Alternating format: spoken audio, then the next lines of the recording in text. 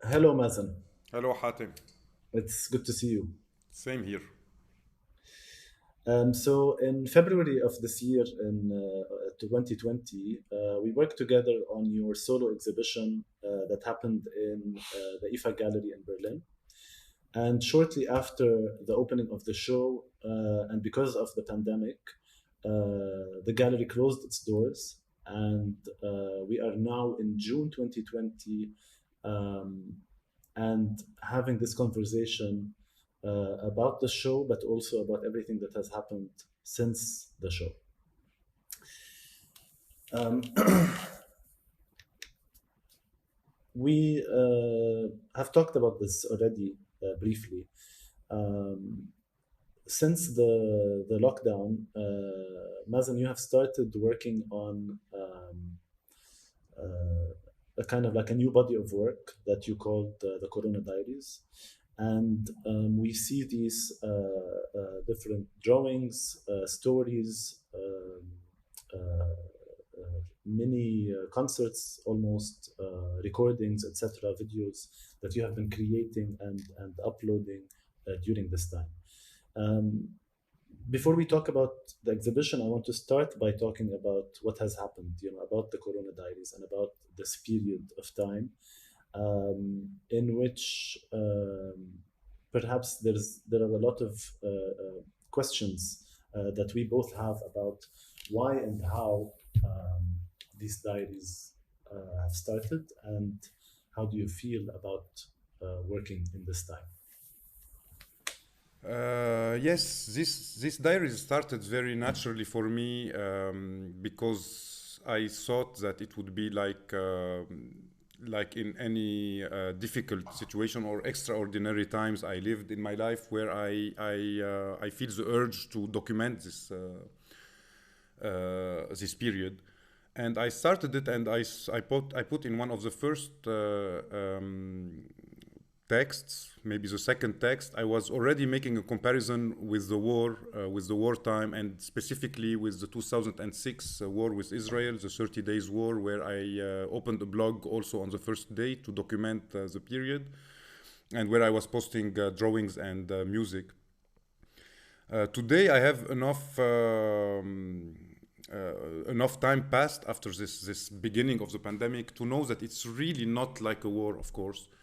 Anyway, since the beginning, of course, I knew it wasn't, and I knew what was different, but it was the obvious things, of course. So it was not, we had no physical threat. We were not in resistance mode, but rather just waiting to see what will happen. But the idea with the comparison with the war only was about the confinement situations, that being locked and not being able, like your movement and your freedom of move is removed. And this here stopped the comparison. Now I can know that even this is very different. Um, there is what misses what is really different is the lack of sense of urgency that you have during a wartime and that you don't have here, and this makes the whole work very different. When in 2006 I was working on drawings, I really, even though I knew I was more or less safe, like being in a region that is not going to be bombed unless a big error of judgment or etc. So I was living the war, but from a relatively safe area. But this made anyway a sense of urgency where each drawing I was making could be the last one, or like you were really in this overproduction, and like everything you would do, you just throw behind you and continue.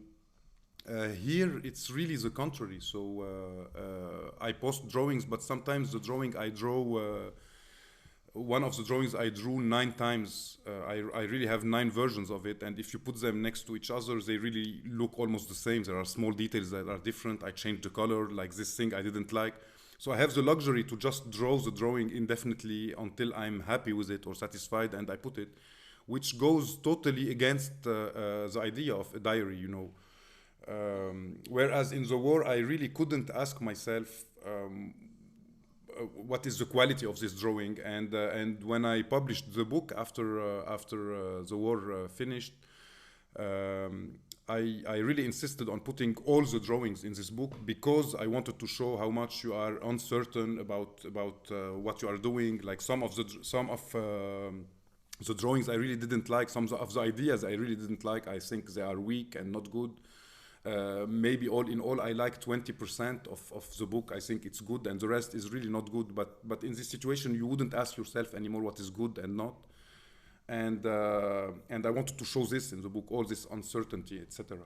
Here with the Corona Diaries, I really feel very lost because at some point I could go forever doing the same drawing, and time passes really very differently. What's funny is that now you have the luxury to repeat or work on the drawing until you're happy with it. But in fact, I know that you're not actually happy with the work that you're producing right now. Yes, I'm not happy, and I'm very.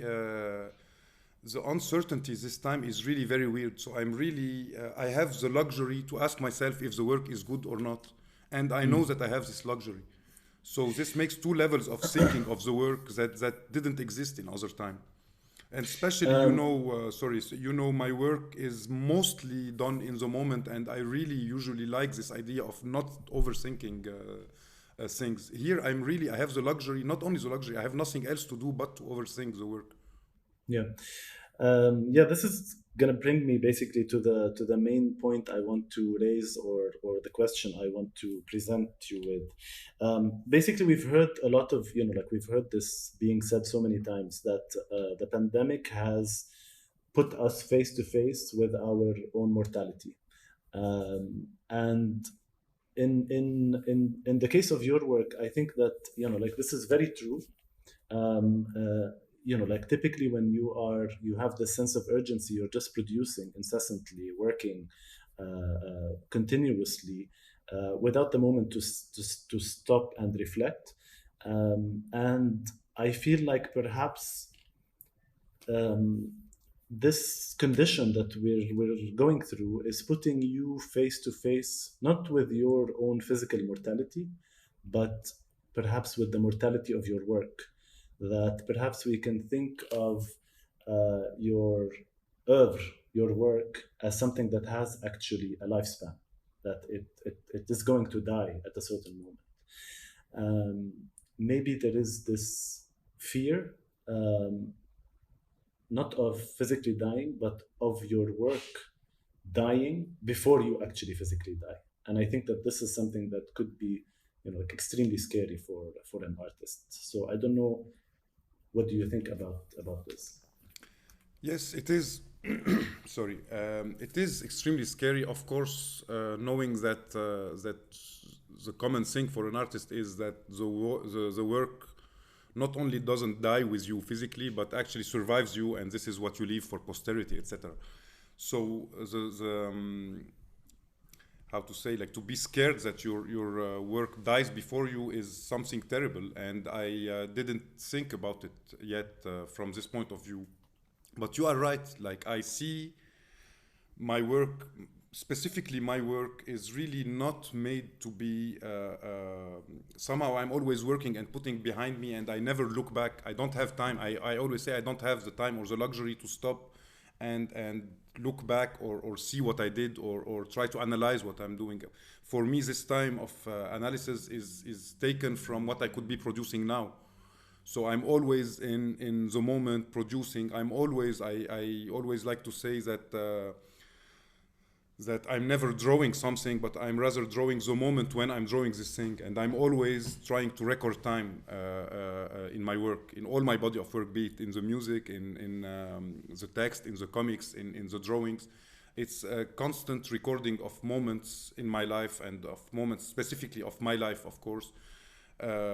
And each time I do not record something, I feel I lost it forever. So if tomorrow I want to record the same idea, I'm recording already something else because it's another moment.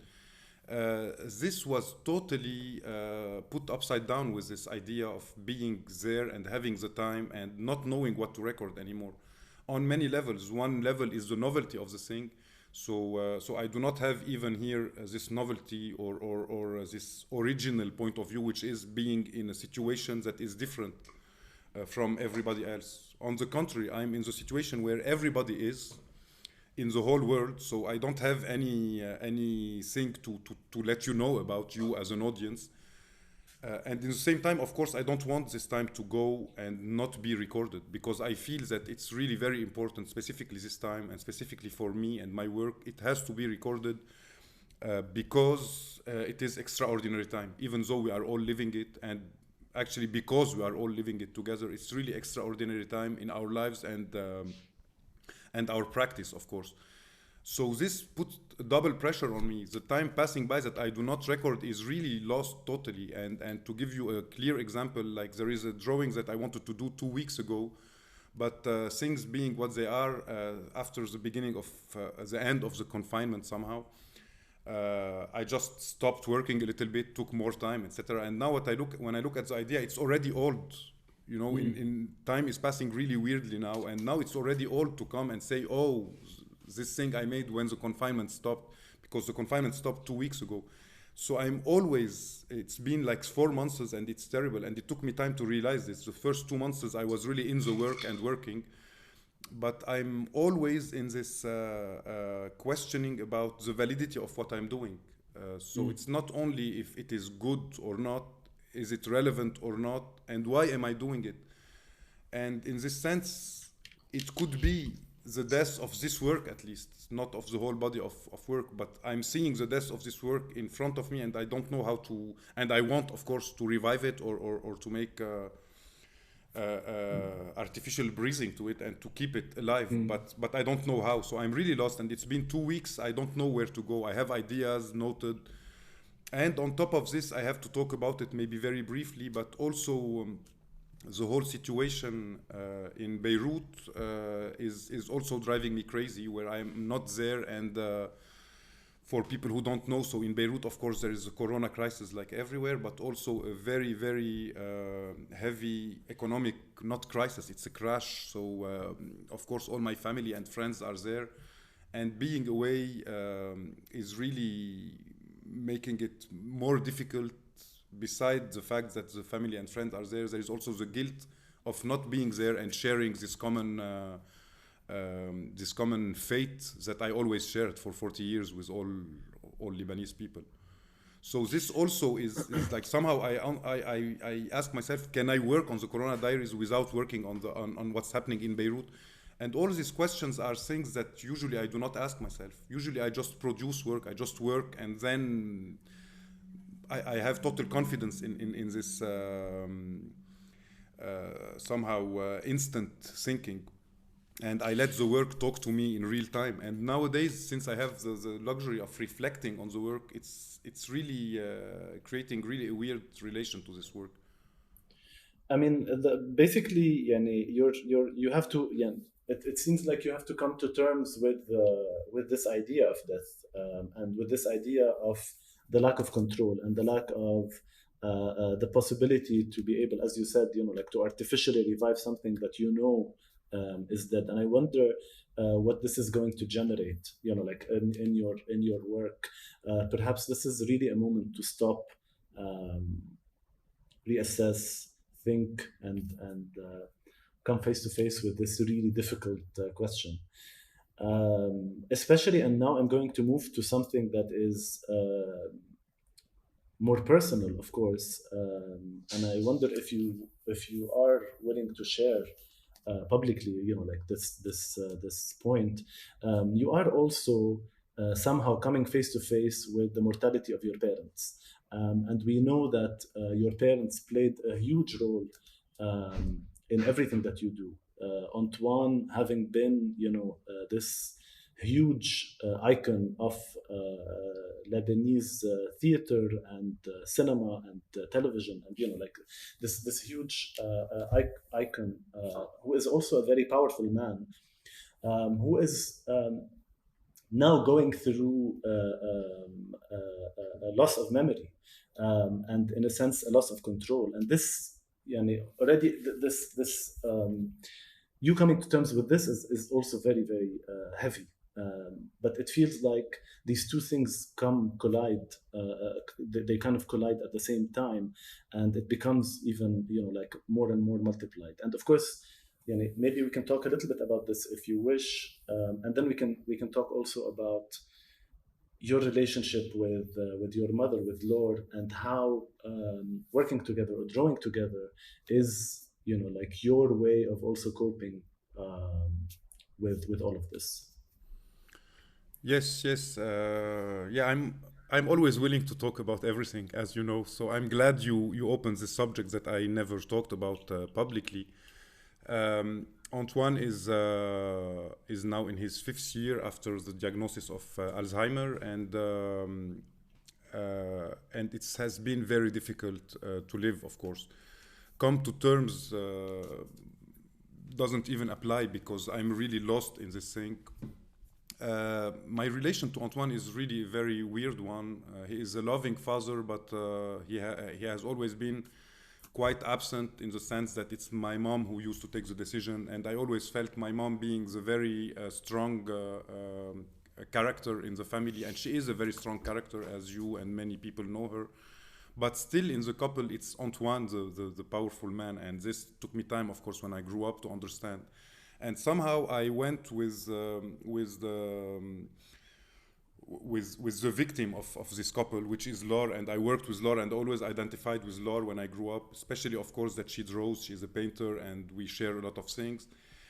So I worked a lot with Laure. It's been now 15 years that we work together. But with Antoine, I never dared, actually. I always say, okay, I want to adapt something of his theater. But for me, it was like a no-go. He's so iconic and he's so known that somehow, as they say in French, all my life I felt I have to do a first name for myself. Like being a Kerbaj is too big to hold, so I have to become Mazen. So it was too big, but always it was there. Okay, I worked with Laure, I have to do something with Antoine, and somehow I started working on it in 2009 with the idea of adapting the Marseillaise, Arabic Marseillaise, play by Al Marout that Antoine made in '75. And this is when, like after a couple of years, the diagnosis of Alzheimer came, and it really somehow it saved me, and it doomed me in the same time. It saved me because I said, okay, now I can stop the interviews. Like I was really trying to escape from facing this confrontation with Antoine. And now I'm in the middle of working, so the graphic novel Antoine, I'm in the fourth chapter. I cannot advance anymore because of the corona now, but each time there is something, I take it as a reason not to continue working on Antoine. So the third chapter I was doing in Beirut, and then the revolution started on the 17th of October. And it was like a gift from above, from wherever you want, to stop working, I'm so afraid of this project. I'm so afraid of confronting Antoine in this comics I'm doing. I'm scared. It's like there is notes. When I reread my notes on the whole book, sometimes after 20 pages of notes, there is one sentence where I say, why are you that scared to go face to face with Antoine? And the fact that he is losing memory is even more terrible. So it's like putting the responsibility on me to keep this memory on. And the fact that he is so much a public figure also make my confrontation with him very difficult.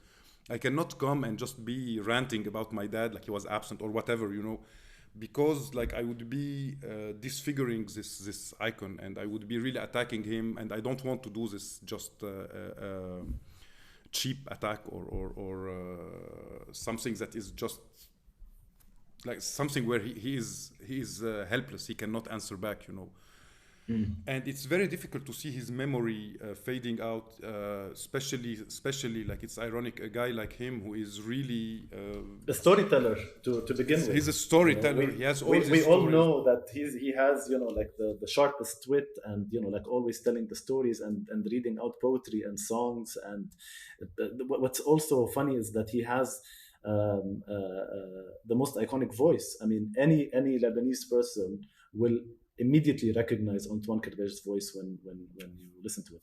Like the voice itself becomes like the figure in a certain sense. Absolutely, yeah, and also the memory, like in just reading a text and knowing it by heart directly, and all these things. And it's really weird that himself is losing this. And today I do not even know how much Actually, I know. I think he doesn't recognize himself at all. He recognizes being Antoine Kerbaj, but he doesn't know what it means. And this is really very difficult, especially that I worked a lot. And now lately I was remembering a drawing I made in 2003, a page in 24 Poèmes. And it goes, I'll say it in French. J'ai le souvenir du moment où, ne pouvant encore me souvenir de rien, j'avais le pressentiment du souvenir que j'étais. To make it short in English, it's just talking about the idea that we have memory of ourselves until we die, and when we die, we become only a souvenir in the head of the persons who we met or who know us. So the idea of becoming a souvenir yourself is really something very difficult for me as a metaphysical question. And since long time, I really work a lot about this idea and try to fight it with my work or etc. Now I'm facing with Antoine the idea that he's becoming a souvenir in people's head while he is still alive. So he is not anymore a souvenir in his own head. And it's really very difficult, even though I lived with my grandmother.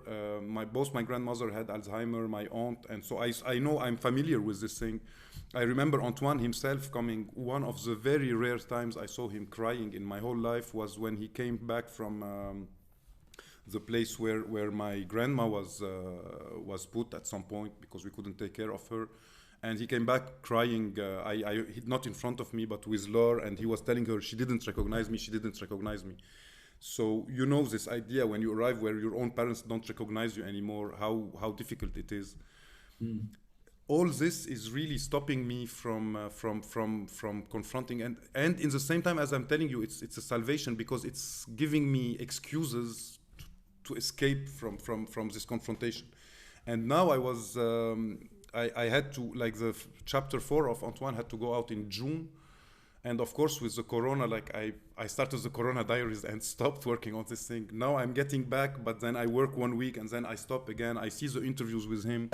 And on all this, you have to add that he is now in Beirut and Laure also are in Beirut. And with this Corona thing, like it's been 4 months, I'm asking myself if I ever will see them again alive. And if they die, if like with the idea of not being able just to go and bury them, it's really very difficult. You have to know they are 85 and 89 years old. They are in good shape physically. Laure is in great shape mentally and physically, but and also they are very lonely because with the Corona at this age you cannot see anybody. So it's been very difficult to face all this. Also with my work with Laure that we will talk about. Perhaps we can move to the conversation about your collaboration with Laure now. I want to also say that all of these questions about your relationship with your parents, with Antoine and Laure, are not things that we only are only in your head or in your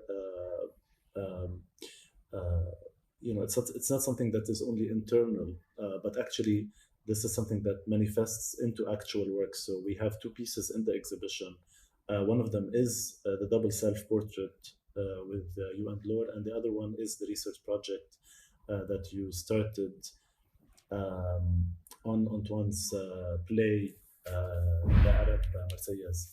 And so the fact that we can actually see these works in the show also is already an introduction to your personal or intimate life, and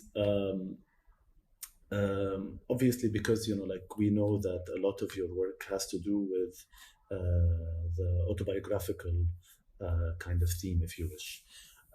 So what I find interesting about your collaboration with Laure, one of the things that also intrigues me is that you use that the work is not only collaborative, but it actually is really a conversation in a sense where, and this became even more apparent after you moved to Berlin, when you started working on the exchange, where you are working with these rolls of paper that are being sent with friends or shipped or whatever from Beirut to Berlin and back, where you continue this conversation. You have these the drawings, but also a lot of writing, a lot of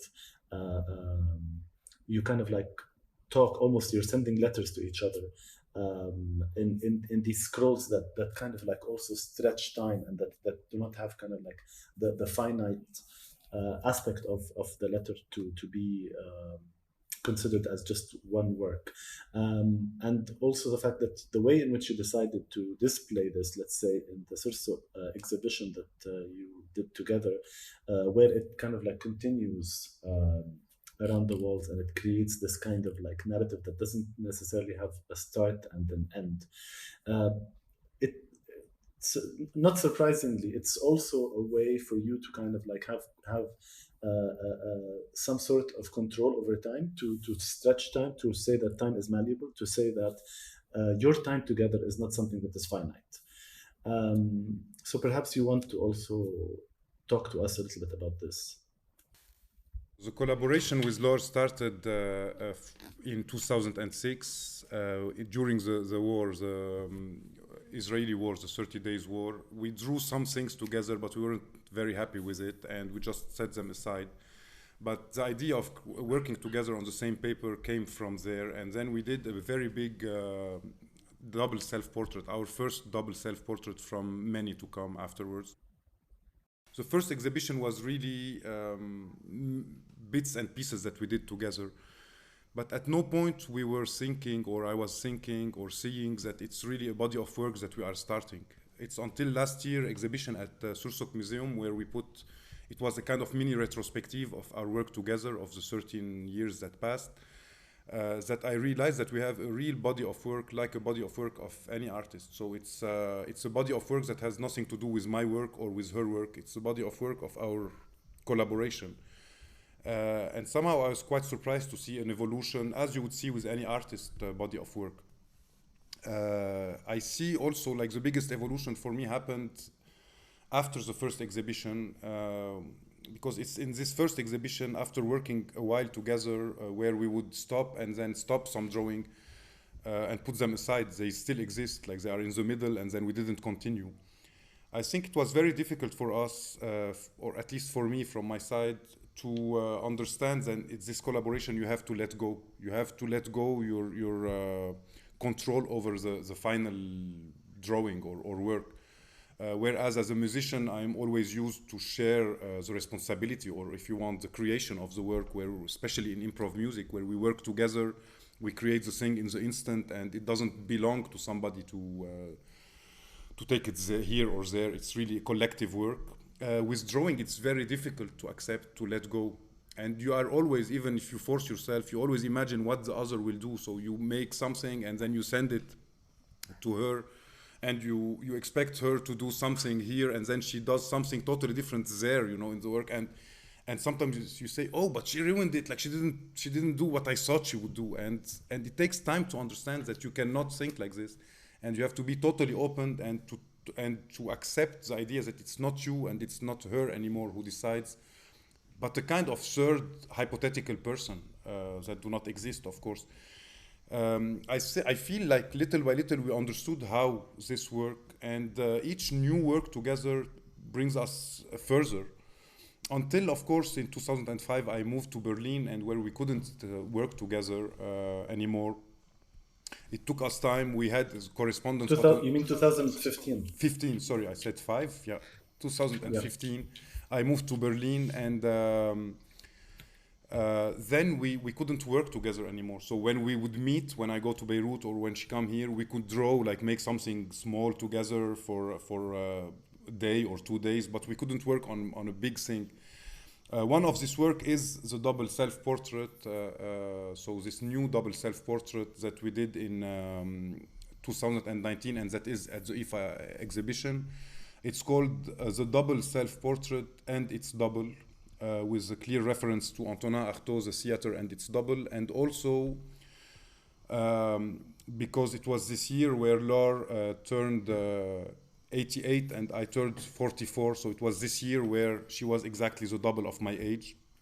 I like a lot this idea of the double self-portrait, because it's something, it's a word that shouldn't exist. Of course, a self-portrait could not be doubled, but this idea of drawing both of us, each other together, and with this double of with this idea of she being my double and me her double, etc. So there are many layers, and even though this drawing is one of the smallest we did, this diptyque with very small drawings, it's really a very precious one for me. It's one of the most achieved one, and it was done quite quickly while you compare with our first double self-portrait made in 2008. That is really much bigger, and that took us months to complete. So our way of dealing with our work differs, and now it's much easier, which could be also a trap. So we always try also not to fall into something easy or into some kind of mannerism. And what saved us is in 2016 this new work you were referring to, so this correspondence. In the beginning, when I moved, we used to send to each other letters with drawings all on A4 or small bits of paper, and it took time until I got this intuition for this role thing. I remember I was in a hotel room in Brussels. I was helping you actually with your exhibition in Brussels. And I remember, like, very late by night, I was quite drunk, and I got this idea of this role that we would start and never finish. And then when the role finishes, we just stick another role and make a kind of connection with the drawing and continue.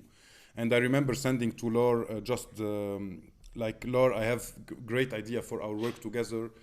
I can't tell you more than roles. Please remind me tomorrow the word roles, rouleau in French. The second day I wake up in the afternoon with a headache and with a message from Laure. It's written rouleau on it. I was scared, like what is she sending me? So it took me time, of course, to wake up and then to call her. What do you mean rouleau? She said, I don't know. You sent me a voice message at 5 o'clock in the morning saying to remind you of rouleau.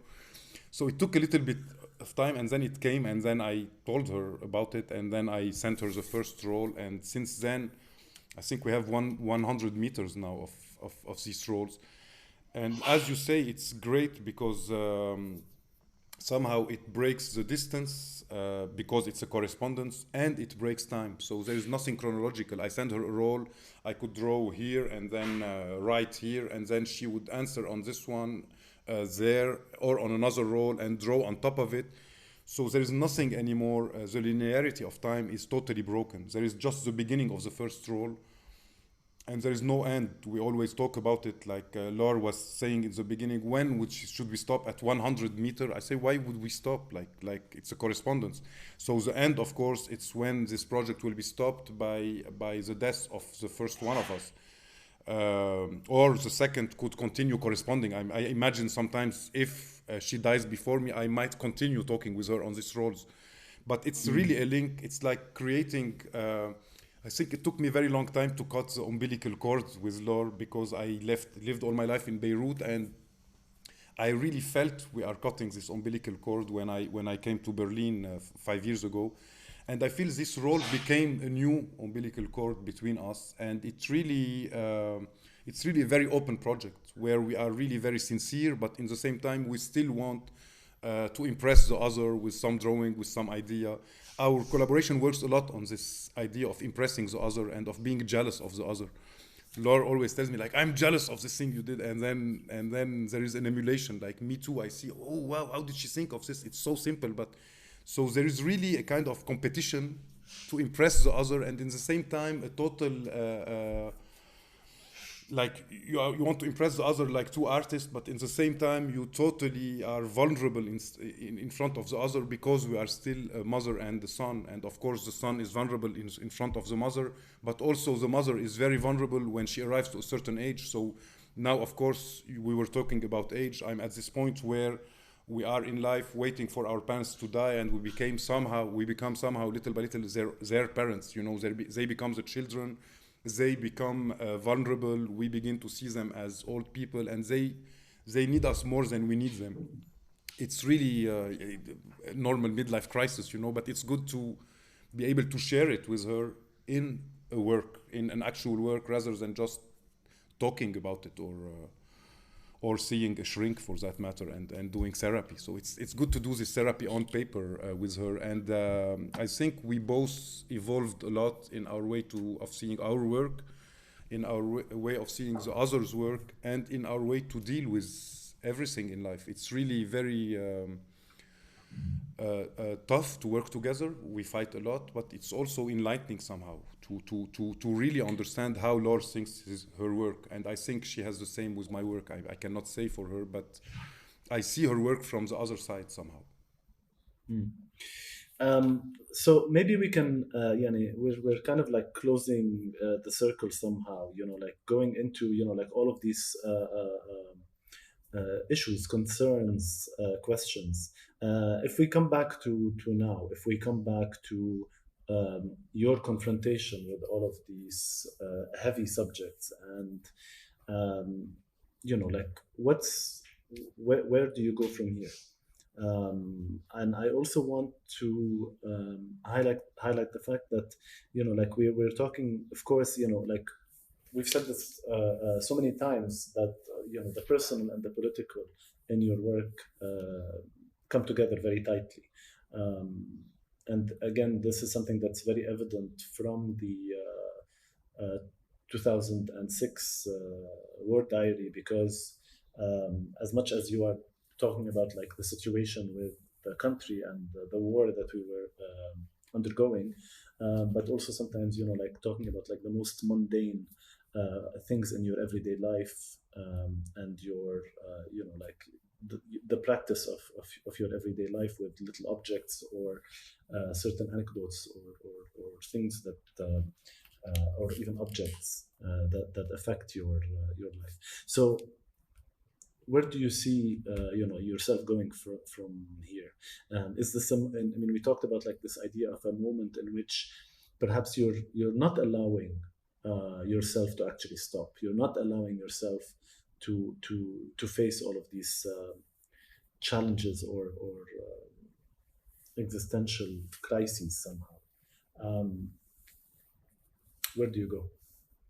I'm tempted to do a nice word and say I will go where time will take me, especially that we always talk about this idea of time, and that it's so important in my work, in all my work, the idea of time passing by and of how to grab some of it. For the rest, I am really, maybe I am scared to stop and look back. Maybe I'm scared to look in my body of work in the eyes and see what it is for real, because somehow I've always lived in the idea of like preparing to work for something or working on something until it's done, and until it's done I'm really like it's an ebullition in my head, like it's really boiling, and then when it's done I start directly to put another boiling project in my head and work on it, and for me the other one is dead and I never reflect on it. Maybe I'm at this point where I'm doing really, after doing a midlife crisis somehow in my life, maybe 5 years or 7 years ago, I started to feel, this okay, I did that, I've done that, what does it all mean, etc. Like really a depressing period that probably I'm not over, but it's not important. But maybe now I'm doing a kind of a midlife crisis of my work. So maybe I'm scared to just stop and see where it came from, where it's heading, or just stop and reflect on it. And somehow it's really very difficult for me to just stop. I'm scared of losing, like of losing something when I'm stopping. And maybe I'm scared of what I will find out if I stop and just reflect. So somehow I always say in my head, you should stop. Now is the perfect moment to just stop and reflect. But in the same time, I will be losing this perfect moment. So I do not know where I will be heading, especially that I have some projects that are still ongoing. So I'm still in this ongoing idea of, okay, finish these things and then you will see. I'm still, it's difficult to say, but I'm still somehow waiting for my parents to die, because it is a very difficult situation, and somehow somehow when you arrive to this kind of situation, you say, okay, what will happen after? And you wish you are after. In the same time, of course you don't wish that your parents die, and it would be awful. But it's somehow like there are many things in my life I'm wishing to do closure for them. This Corona diaries, if we go back to where we started, is also something not letting me advance in anything else, because there is no closure for the situation. So I opened this diaries as opening a Pandora box, and I don't know where it's getting me. Even though I'm not happy with most of the result and where it's going, I cannot just stop doing it and do something else. I owe it to myself and to the project itself to try to make closure. But the closure is very difficult because we are still in the middle of this. Even though you could feel it's behind us, we know it's still in front of us, and we know what we just lived is a kind of a dress rehearsal of the future. If not the future, very close future, the future in 10 or 20 years, we know this is like we got a taste of the future, and it tastes bitter. So I'm at this point where it's interesting that we do this conversation now, because I'm really at this point where I lost all my assurance in what I'm doing. I have always been very clearly doing something, knowing what I'm doing. Now I'm at some point where I don't know what I'm doing, and I don't know what I should do, and I'm not even sure of what I've done. So yeah, this is a good old midlife crisis, I would say.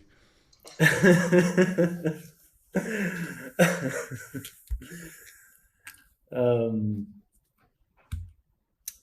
yeah, it's I mean like it's quite heavy, like this admission actually is quite a tough thing to say, to listen to yourself say, to record, and to make public, and to like like stop at this moment, and confront, like this I would call it perhaps like a sense of paralysis. Like it's very similar to the dreams, nightmares that we have, where like you lose, let's say, your ability to have a voice, or you're completely you're not being able to move your body, etc.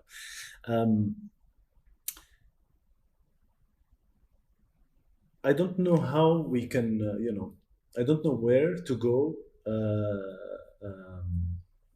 with this conversation. I think that you put your finger, like I was, like I kind of like, we talked a little bit before we started this recording, and I told you that, are you happy and willing to go for talking about quite like difficult questions, or do you want to have a nice casual conversation about about your work? And of course, as usual, as expected, you said, hit me with it. So basically, I'm to kind of like close this idea. I think that I'm actually quite excited to see where this is heading, where your work is going to head after this. I definitely believe that like this admonition, or this acknowledgement of everything that is happening is going to be a kind of like a transformative moment in your career as an artist, and also, of course, as a person. We always use this term مفترق طرق. We are like at the crossroads, and I think that this is like quite a big crossroads that you are facing, and whatever the outcome is going to be, I think it is definitely something that's exciting as much as it is scary. Like the possibility of change, the idea that things are never going to go back to what they were. And I think this is something that, again, is very frightening, but it like holds within it like a whole bunch of new possibilities, of new ways of being, of new work that could be generated, new possibilities. yeah, with this, I think we can end our conversation for today. Well, thank you for putting some positiveness in it, and in the future. Yes, I think we can end it here. I just hope that in the future I'll be able to prove myself wrong, or to prove myself right, or to become.